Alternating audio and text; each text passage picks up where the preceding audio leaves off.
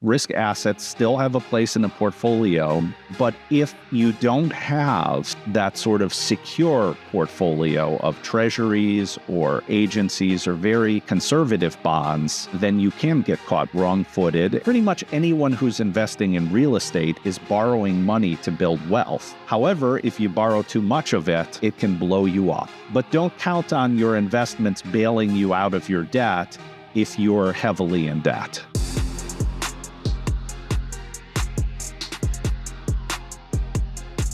So, Stefan, in your opinion, what is the next evolution of wealth advisory? I think the real exciting place we're at and the real opportunity for the next evolution of wealth advisory is something called fee-for-service wealth.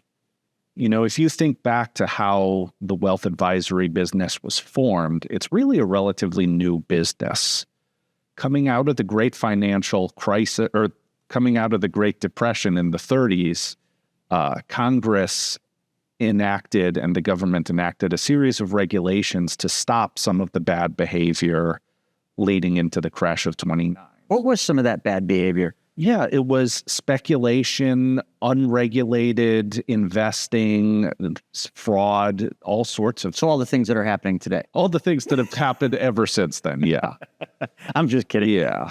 But I think what's important to notice is that they came up with two types of investment advisors: broker or investment professionals. Brokers who were focused on selling securities, transacting for people, and investment advisors who were focused on picking investments for people. So brokers were paid the way a real estate broker is paid to sell or to buy a house. It's like a commission. A commission, exactly, yeah.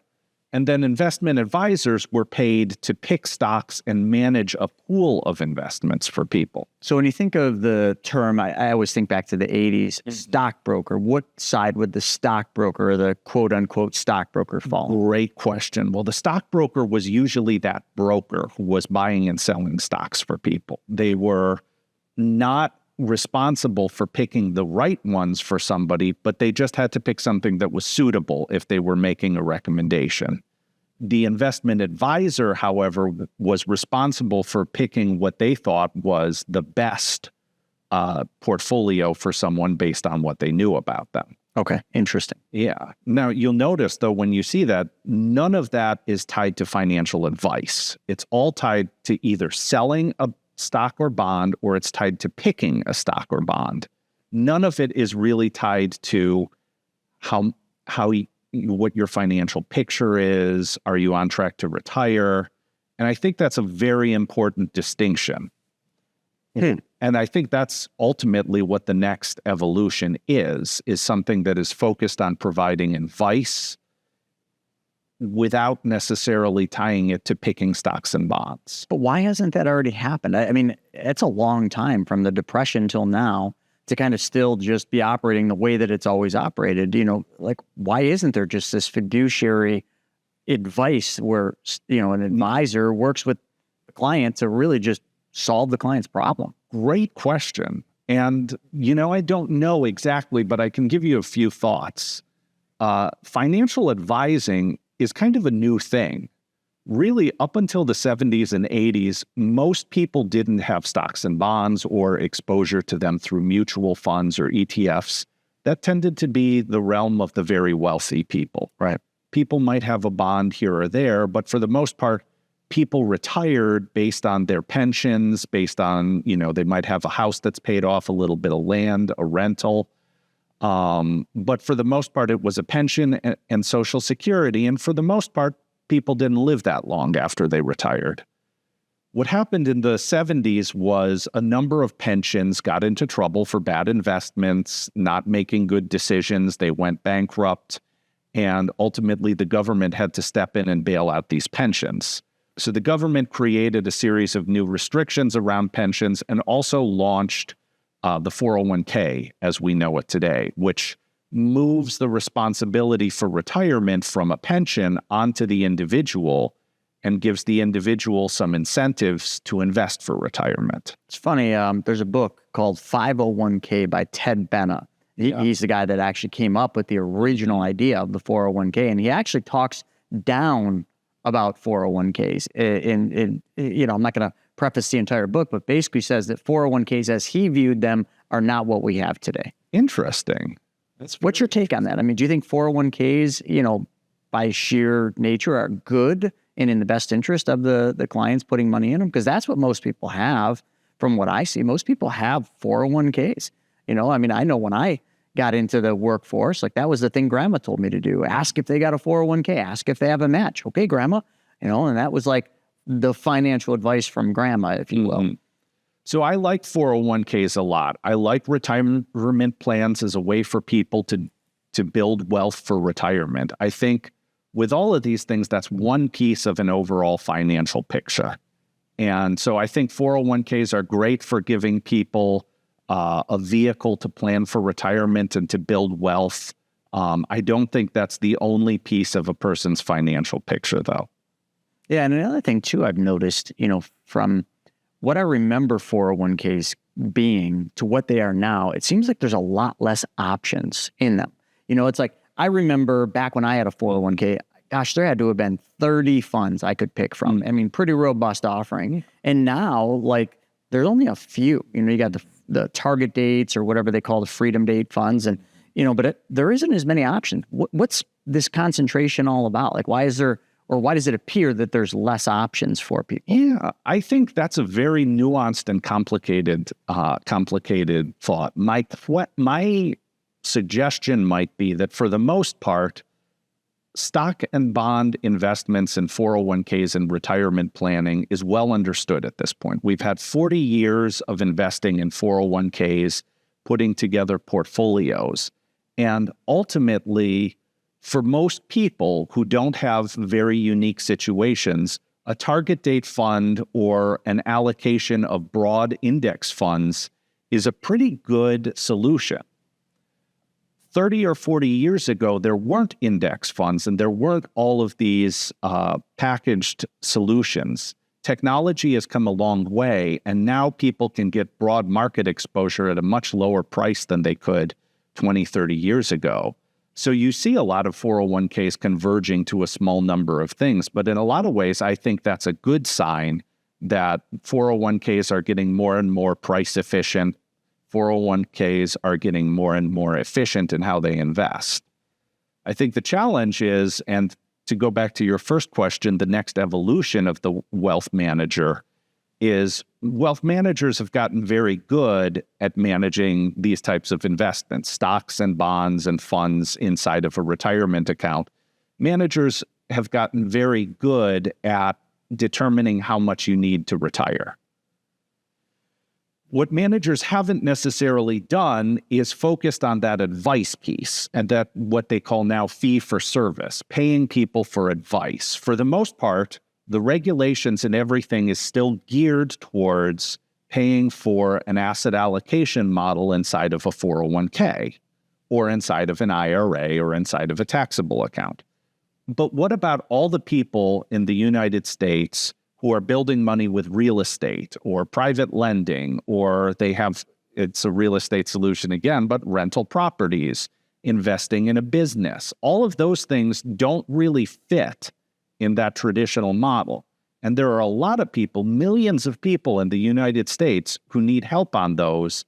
And unless they're very wealthy, it can be really hard for them to get good advice from an advisor. We hear that all the time. It's interesting you bring that up because with privatemoneyclub.com, I mean, there's people on there that are becoming private lenders and lending on deals. And, I've heard it a bunch. They're always saying, who could give me advice on whether this deal is a good deal for me? And I'm like, hire an attorney, you call your financial advisor. But then they would always say, well, my financial advisor won't advise on this. They say, it's not something in their wheelhouse because it's not their traditional investments that they would give advice on. So I hear what you're saying, because real estate is definitely something that everybody wants, or at least most investors are looking at because it's got a great track history. And, people just can't get advice on it. So it's kind of just the wild, wild west. All right, well, I'll roll the dice and I'll go into this. And a lot of times people lose because of that. So you're saying the new evolution of the wealth manager is looking at these alternative investments and all these different things that I guess you could say has only been available to the wealthy, the ultra wealthy, because then their family offices and that can give advice. Is that what you're saying? Bringing what's available to the super wealthy down to the middle class? Exactly. So earlier in my career, I worked with super wealthy investors. And actually, you just had on one of your Instagrams a story about a person who was talking about how family offices don't want to invest in $30,000 deals. They only want to invest in $1 million deals. And having worked with these types of advisors and analyzed deals for them, each time you analyze a deal, it takes a lot of time to give someone good advice. You have to go through all of the documents, all of the analyses. You have to understand the business, or you have to understand what the real estate property they're lending to. There's a lot of work that goes into it. And if you think about the time per hour, the cost per hour, and the number of hours it takes, it can cost thousands of dollars of time to look at an individual deal. So up until recently, with AI and with all the advancements in technology, it's been extremely time-consuming to look at private deals for people. And that's really only been available to the wealthiest people who have the resources to build out specialized teams, or who are looking at a deal that's so big that they can afford to spend a couple $1,000s on having an analysis.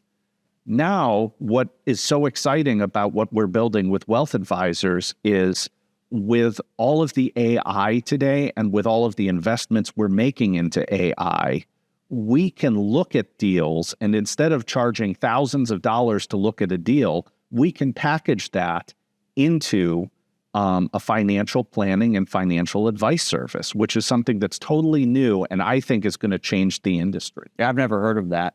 Now, before we go deep into Wealth Advisors and what you're doing today, let's talk a little bit about what you did in the past. Now, a lot of people don't know anything about you, but I know you graduated from Yale with applied mathematics. Like, do you think the new realm of advisors need to have Ivy League school education? Or just talk a little bit about your experience going to an Ivy League. And then I want to just know a little bit more about the different firms that you worked at and what you did. So I had a background in math, and I graduated before the financial crisis. And in those days, everybody wanted mathematical people to do analysis on probabilities and statistics relating to portfolios, to do trading predictive models, all sorts of things. And so I started my career as an investment analyst at a firm that worked with a mix of institutional, so insurance companies, banks, pensions, and individuals. And over time, I've seen in the individual space, as there's been a more and more robust understanding of stock markets, and as more and more broad market ETFs have come to market and have come to be central to that, that industry has gradually been shifting from this picking stocks model to this financial advice model. What hasn't necessarily changed is the way people get paid. And that's part of what makes Wealth Advisors so exciting. We are fee for service. You're paying for advice. You're not paying for a portfolio of stocks and bonds. Yeah, but also because the traditional model primarily pays the advisor or the manager to sell something, they can be weighed to sell something that maybe isn't always best for the client, but because it's got a bigger rip. I mean, I've watched the movies, Wolf Without Wall Street and Boiler Room. And I mean, that kind of tells the story, right? They sold the product that paid them the biggest rip. Is that what you're saying? Is getting away from that, getting more to a model, almost like, when I hire an attorney, I pay them a retainer, right? So I'm paying fee for service, but I know I'm getting the best advice because I'm paying for that advice. They're not swayed to say one thing versus another. They're just, this is what my circumstance is. This is the legal advice they need, and they give me that advice. Is that more the model you're talking about? That is the model we're going to. I think it's important to understand a broker. Remember, going back to that 1940, how they set it up, a broker gets paid to sell you something. A broker doesn't get paid to sell the right thing for you. It just has to be suitable for you. So a broker can sell something with the biggest commission. The investment advisor is set up to be a fiduciary. The investment advisor doesn't say, yes, we can do it with this. The advisor has to say, this is what I think the best solution for you is. Part of the challenge and part of what makes wealth advisors so special is that financial advisors typically, because of what they do and because of where they focus, they're focused on investments in stocks, bonds, funds. They're not really focused on investments in real estate or private lending. And there's a huge opportunity to create financial advisor service for people who are investing in real estate, who are private money lenders, who are doing all of these things that are outside the bandwidth of what a traditional advisor can do. So let's kind of take what you just said and let's go back to the firms that you worked for, because I know you worked for some really big registered investment advisors. You also were a fund manager. So we started with the analyst, then we kind of, got off of that. But like with these other firms you were at, did any of these other firms advise the way that Wealth Advisors is going to? A lot of other firms wanted to build something similar. Why didn't they? Why didn't they? It's challenging to build. I don't think you could have built something like this 5 or 10 years ago because the technology wasn't there. What we're doing with AI and the investments in technology and building this way from the ground up is a huge change. And also, if you spend a lot of time focused on stocks, and you're a business owner, so you can relate to this, is when you're a business owner, you focus on growing your business.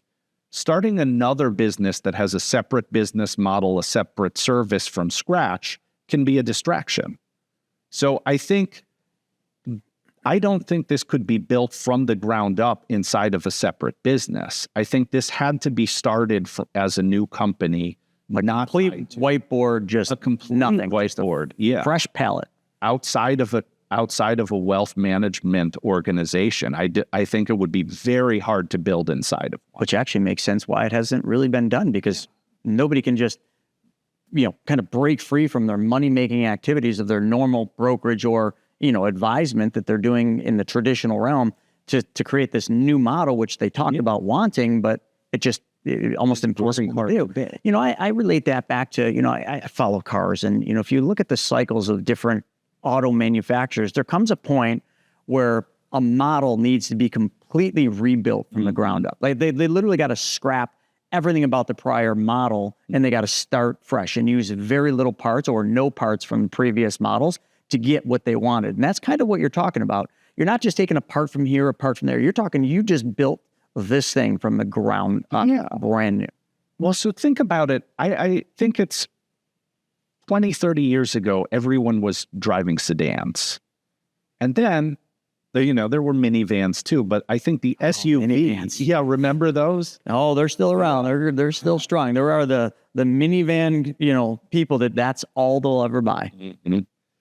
But the SUV, I think, was just a transformation to the industry. And then now you see everybody's driving an SUV. There are still sedans, there are still minivans, but there are a lot of people today who I think they're so happy that now they can drive an SUV instead of just a sedan. I know I prefer driving an SUV to a sedan. And I think this is the same type of thing, is there are still going to be brokers, there are still going to be financial advisors, but we're creating something that is new and serves a whole new set of solutions that can't really be offered under the traditional model. And this is something that I think is going to transform the industry. It's very exciting. It is exciting. Now, to talk a little bit about like your prior experience at the other firms you were at, like what did they specialize in? What did you do at these other firms? It depended on the firms. So some of the firms I was at were focused on the ultra wealthy, people who have 20, 50, $100 million. And when you're working with those types of people, it's a very expansive service model. Other firms I worked at were focused on institutions, 401k plans, insurance companies, banks. Not really dealing with the public. Some of them dealt with the public, but for the most part, the public people who they would deal with were people who were wealthy. Okay. Most of the firms, by the time they get to a certain size, they're looking for a minimum investment of a couple $1 million. Your real estate business lives and dies by the network and the connections that you make. I mean, after all, your network, well, it's your net worth. That's what you always heard, right? If that's an area where you desire improvement, well, Private Money Club, it's for you. PMC saves you precious time and money by bringing the real estate world, well, right to you, right in the palm of your hand. So get in on the action like so many others have by going to privatemoneyclub.com and sign up. So knowing what you know now from all the, like working on the institutional side, the high net worth side, and looking at just kind of trying to serve the I don't want to call it the general population, the middle class, but just people that need financial advice. What do the wealthy do different? What services do they have available to them that is not available to the rest of us? Yeah, that's a great question. I think the wealthy get a lot more analysis and a lot more deliberate sort of, when they make investments, it tends to be very deliberate and tends to be fit inside of a broad financial plan. And traditionally, everyday investors haven't been able to access this, and they haven't been able to access this, again, because of the high cost of providing personalized investment advice. But now, with what we're building and with all of the AI and the technology we're building out, there's the opportunity to provide all of these analyses that were traditionally only offered to the wealthiest of investors to lots and lots of people across the country. Like, at what level would this level of service be available? I mean, someone that has 100 grand, 50 grand, like where does it start? Great question. I think it could start anywhere, but I would ask, where does a person need? What level of wealth do you need to invest in different types of investments? Someone who has millions of dollars and it's all in a 401k might not need this solution. But someone who has $500,000 of net worth and it's all in rental properties, or someone who has $1 million too, but a lot of it is in private real estate, private money loans, they might benefit from this a lot more. Whereas a person who has 5 or 10 million and it's all in traditional 401k assets or in a company stock, they might be well served under the traditional model. So what we're offering is we're offering these solutions to people who need that regardless of their asset level. Back to 401ks, I find it, and I hear this a lot from people that they have financial advisors that are doing their stuff, but they always kind of make it known that their 401k doesn't get advice. Like they can't get advice on their 401k with their advisor. A lot of times they'll say, oh, my advisor really doesn't like to give a lot of advice on the 401k. Do you think that's because they're not getting paid on it? Yes. So if you're an advisor, you really can't manage a 401k unless you use a series of technologies like FeeX is one of them to collect money and see the investments. An advisor can't go into your 401k and adjust it. An advisor can't get paid on a 401k, not in every situation, but in many situations. So it really isn't something where the advisor can add a lot of value or get paid a lot on it. So they might give you a list of suggestions, but that's probably not where they're going to spend their time, and that's because they need to spend their time where they're being focused. Well, the other thing too, I just read an article, and it was by I think it was a CFP. And he was talking about how the markets, the general stock market and stocks and mutual funds are efficient for accumulation. But in that article, he said how inefficient the markets are for distribution. And now that we're, what they call it the silver tsunami, but you got the aging population of the baby boomers and so many people entering that retirement phase of their life where you go from not accumulating as being a priority, but now you need distribution strategy. You need to take your money to live on it. And a lot of people, I know we haven't had a recession in quite some time. So I think a lot of people are just going about things thinking we can't have a recession, so they don't know the downside. But if we do, a lot of these people that are taking distributions, aren't they at risk? Like, isn't there a lot of, this article stated there's going to be a lot of problems with distribution models right now because they're so market-based. Like, what are your thoughts on that? So when I was investing for pensions, they used something called liability-driven investing, which is a fancy term for if you need the money soon, we put it in safe things. If you need the money in a long time, that goes into market accumulation types of investments. When we're doing financial plans for people who are at or near retirement, we use what's called a bucket strategy. We look at the money that people are going to need in the next 5 or 10 years by creating a financial plan, And the money that they'll need in the near term, we suggest very secure, safe things for those investments. The money that they need in the long term, that can go into riskier investments where you're looking to capture long-term returns through the market and other vehicles. For people who don't have that bucket strategy, who have just left something in a 401k or left something in an allocated fund that doesn't automatically rebalance, over time, with the strong market we've had, the stock portion can get to be much higher. So you might have a portfolio in that situation where a lot of your assets have gotten concentrated in risk assets because of what we've had in the last few years, a strong market. That makes sense. If there's a market pullback in the near future, then if you're over-allocated in those risk assets, you're in some trouble. Those are the assets that are more likely to sell off in a down market, and those are the assets which, if you're counting on them for retirement, might not be there in the first few years, and that's what's called sequence of return risk. So let's just say I'm retired and I'm drawing an income. I'm taking 80 grand, and the majority of it's coming from my 401k, which is a mix of stocks and bonds. If you go back to the great financial crisis, the 2008 recession, the Great Recession as they call it, bonds took major hits just like stocks did. So if I was taking income and I had my split, and arguably some was in bonds, some was in stock, and I thought I'm all protected because my bonds will be okay if the market pulls back. But in 2008, you wouldn't have been okay. Like, you would have been taking an income from a portfolio that is just going down. Like, how would you mitigate against that risk today? And using alternatives like what you and your company are giving advice on, is that a solution that should be considered for most people? That's a great question. So I think the first piece I would say is what bonds were going down. And if you look at the 2008 crisis, there was a lot of corporate bonds, financial bonds, High yield bonds. Remember those? Yeah. And so what we've seen happen in a lot of people's portfolio is where bonds are the most secure bonds tend to be Treasury bonds, U.S. agency bonds.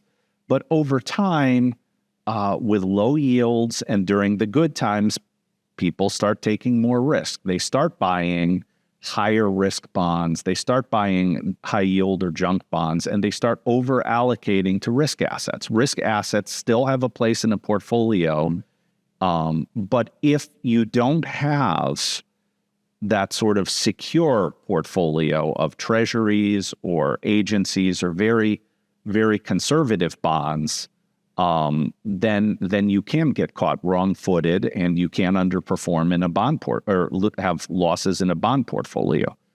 I would say with those secure assets, I think it's challenging to say for everyone in general what would and would not work. I think a lot of different things can be a piece of an overall financial picture, but I think that has to be evaluated on a one-to-one basis. I agree. Now, talking a little bit about your model with wealth advisors, where it's more focused on the financial plan, the alternatives, and everything else.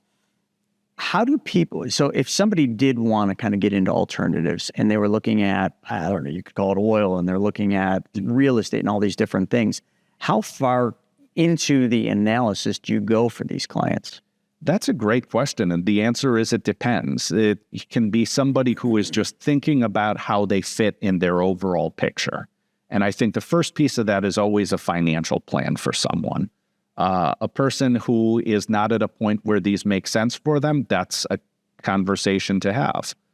Once someone has determined that this makes sense in their financial picture and that an allocation to these types of investments makes sense, that's when we can really do a lot of work helping someone analyze what the security is, how it might fit, what the risks are, how the risks fit in the overall portfolio. We can do stress tests.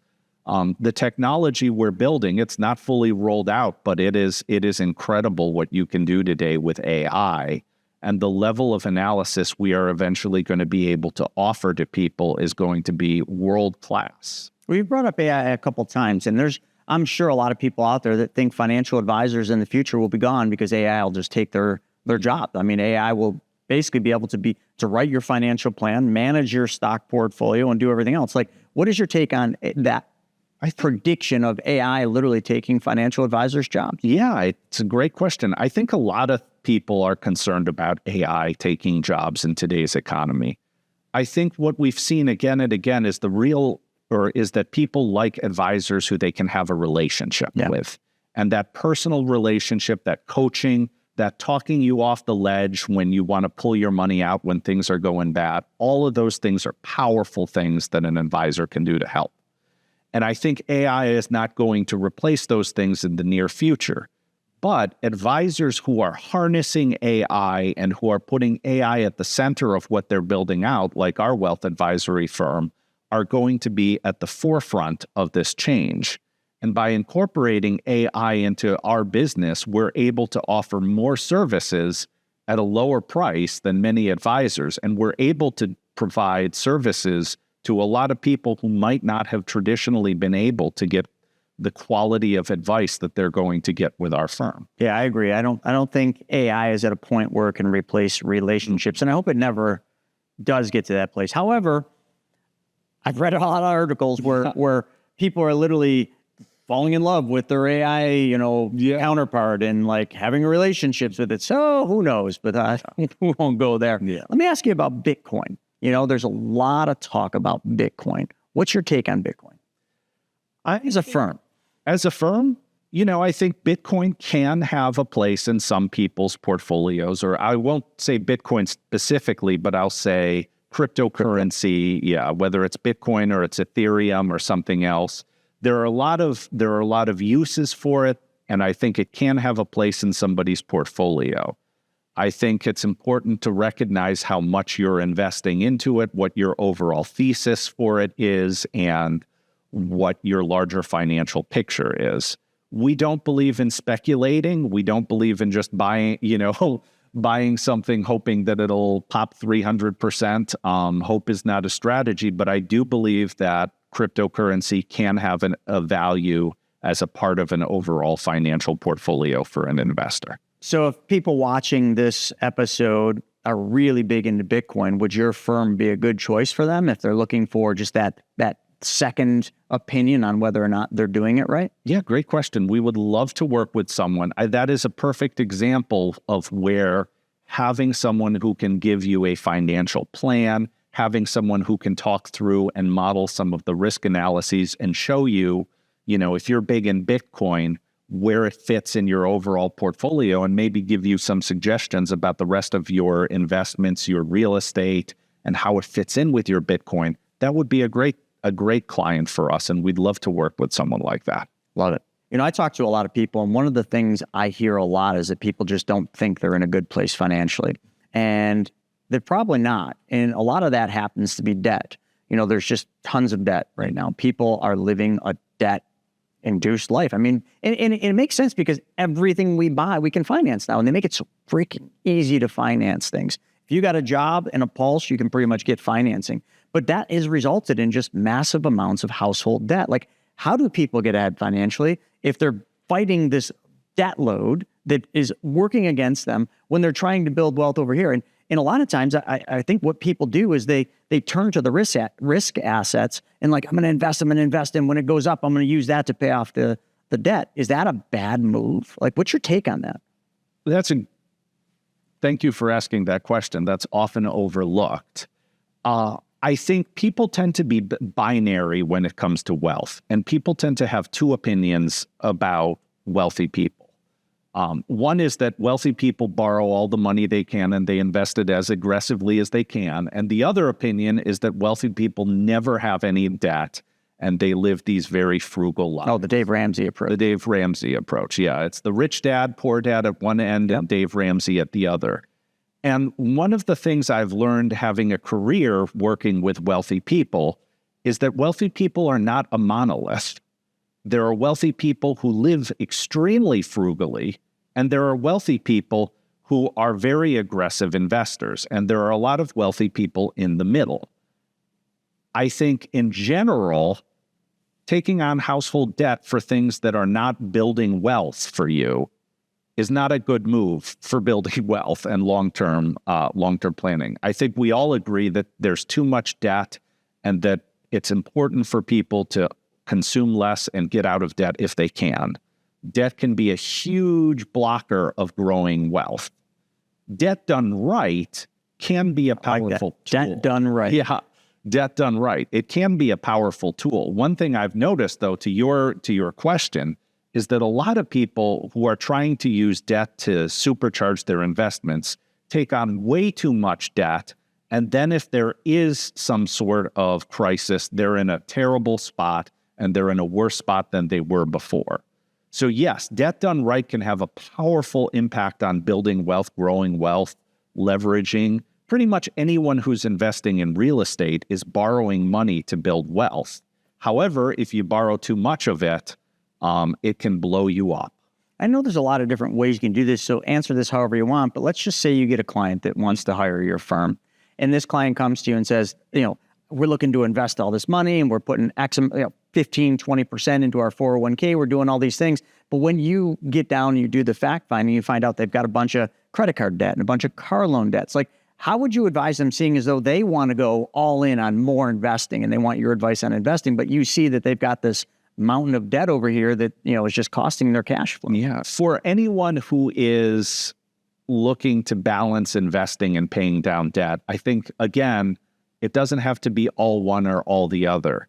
If you have credit card debt, that's probably accruing at a faster rate and costing you more than you're going to make by investing the money. So I would prioritize paying down the credit card debt. But there are cases where it makes sense to have low rate debt if you can then turn around and invest the money at a higher rate, provided it's a very limited amount of low rate debt, because again, you can very easily get yourself into trouble. I think what you've talked about tends to happen a lot, where people see, okay, I'm not going to pay down my debt, I'm going to make so much money by investing, and that's going to bail me out. And that doesn't usually happen. It usually happens that you need to focus on getting your financial picture in good order. And then after that, if you want to use some debt focused on your investments to gear things up, that can be helpful. Consumer debt is usually bad debt, and bad debt is a drag on wealth. I'm not saying that you should completely focus on paying off debt before you invest, but don't count on your investments bailing you out of your debt if you're heavily in debt. One thing we haven't talked about is multi-generational wealth. Now, I know you dealt with a lot of that working with the high net worth individuals, but when you're just working with the average person, like the one that's fighting, I've got all this debt, I've got my 401k, but then they start thinking about, okay, well, what am I going to leave to my kids? How am I going to pass this on to my kids? How important do you think that is to plan today for multi-generational wealth, even if it's somebody that's just barely getting by and is behind for retirement? Do you think that should be a major importance for them? Oh, I absolutely think it's of major importance. No matter how much you have, it's important to educate your children on financial literacy and to help set them up for success. I think just about every single person wants their children to have it better than they do. And a big part of that is how you teach your children about wealth and money. One of the things I've noticed with wealthy families even is the families that don't prepare their children for wealth are the ones whose kids wind up blowing through the inheritance and spending it on all sorts of crazy things.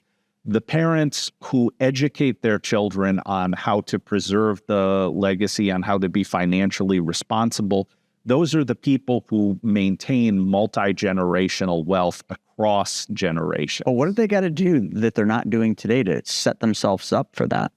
I think the main thing is start having financial conversations with your children, start educating them on, investments, on the power of compound returns, on the importance of not taking on too much debt. Share with them the things that you have learned over your life and help them avoid the mistakes that you've made, or learn from the things that you've learned that other people haven't. Yeah, I think the Vanderbilt story, many people know the name Vanderbilts, one of the wealthiest families in history. Yeah. And then the second generation of the Vanderbilts even built that empire even bigger. But by the third generation, they spent every penny. They blew the entire family fortune. Where the Rockefellers, they did this. They had that family constitution, those family meetings, and they had systems and processes to make sure that all the family members understood that it's not just about what we do, it's about what we do that sets the next generation up.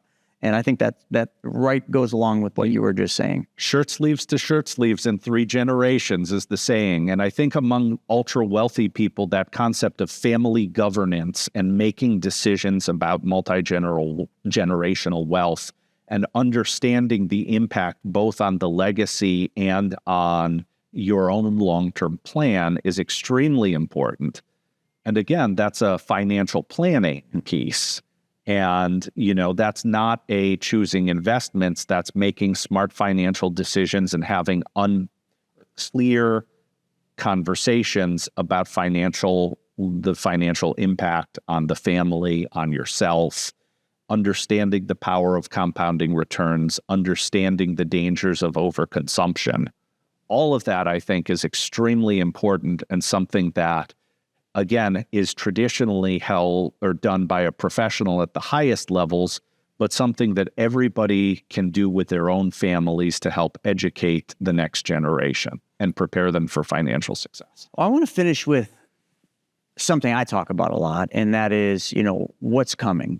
Is there a recession coming? But I want to kind of look at some key things that everybody can see, and that's Warren Buffett. Warren Buffett, I think everybody that's watching this knows who Warren Buffett is. And there's no secret, Warren Buffett has been selling off a lot and holding cash. Warren Buffett, from my understanding, and I've studied his entire career as long as I could, he's never held large amounts of cash. And he's sitting on, hundreds of millions of dollars, I think it is, or maybe even more than that in cash. And I just heard, now I know he's kind of stepping down, but I just heard him say something to the extent of, he's a fundamental investor. He looks at the fundamentals. And him saying that nothing that he's looking at right now makes fundamental sense. Are we in a new realm of investing where fundamentals are out the door, or are fundamentals still alive and well? They just are hard to find today. What's your take on that? I don't think fundamentals have gone out the window today. And I don't know exactly what tomorrow will bring. If we look at the history of the last 70 years, there always are ups and there always are downs. So it's a question of when, not if, we have another pullback. And I think in any investment portfolio, finding good opportunities will still be important. And I think it'll still be of value to people to understand how each investment fits in their overall risk portfolio. So it's a bit of a non-answer, but I do think that there will be another pullback at some point in the future, whether it's tomorrow or in 10 years. I can't tell you exactly, but one thing that I have a lot of confidence is it will happen at some point.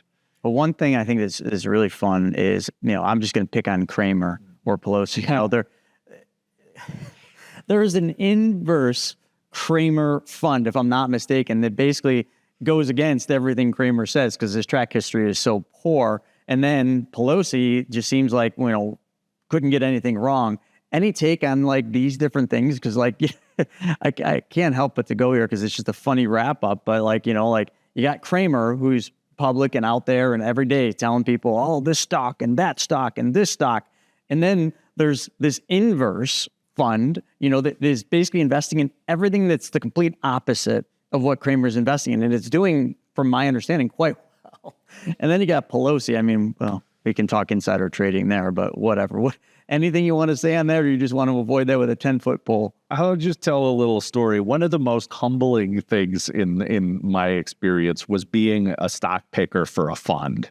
And when you're doing this, you have to pound the table and be really convicted that what you want or that what you think is right is going to be right, because everybody's arguing against you and you're all arguing for an allocation in the fund. And as often as you're right, you're wrong. So you have to come back the next day and argue again, knowing that you were just dead wrong the last time and just keep on arguing in spite of it. It was pretty funny. So that's Kramer. just dead wrong every day. I'm just kidding. No. I'm just kidding. No, I think there are a lot of moving pieces. And I remember one time investing in something being absolutely right on the thesis, but then something else happened that completely overruled the thesis and messed up the investment. So I think you can do a lot of great analysis and be really helpful and thoughtful, but still Get it wrong. Interesting. I had to go there just to kind of bring some laugh to this. In closing out on this, what is some of the best advice you can give to the average person out there watching this podcast when they're thinking about, I don't know what to do, I want to build wealth, I want to do this? Like, what would you tell them? Building wealth is done slowly. So don't get ahead of yourself. Don't start thinking it's going to happen tomorrow. It's a marathon, not a sprint. Love that. Number 2 is, if it looks too good to be true, it probably is. Love that even more. And I would say number 3 is, don't get ahead of yourself. Don't overconsume while you're building wealth. Debt is going to stop you from building wealth unless it's debt done right. And in general, take your time, be thoughtful, and get rich slowly. So if people want to learn more about you or get in touch with you, how would they go about doing that? There's you can see a link to our advisory website in the text, and we'll even throw in a Calendly link if someone wants to schedule a meeting. Great. We'll put that right up in the description. We'll put your website, and we'll also put a link in there so they can book a call to kind of go over. And you said you do a free call with them? Yeah, we do a free call. We're very excited to be getting the exposure and working with new prospects, and we're very excited about what we're building. So we'd love to do some free calls. Thank you. Thanks for coming on. Thank you. All right, folks. Thanks for joining us for this episode of Money School Elite. We will see you on the next one.